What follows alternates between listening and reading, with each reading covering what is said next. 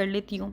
यहाँ पर जो है ना ये टिंटेड लिप बाम है चिल्टन प्योर का, ये बड़ा ज़बरदस्त है। ये बाम है, इसको मैं लगाती हूँ। आजकल जो ना मैंने लिपस्टिक या जो है आप समझ लो कोई लिप ग्लोस जो होते हैं ना, मैंने वो लगाना छोड़ दिए हैं। मैं ये अब टिंटेड लिप बाम लगाती हूँ। इससे ना ये बड़ा फ़ायदा होता है कि आपके जो लिप्स होते हैं ना वो भी बड़े नरम मुलायम हो जाते हैं, ये होठ को काला नहीं करता।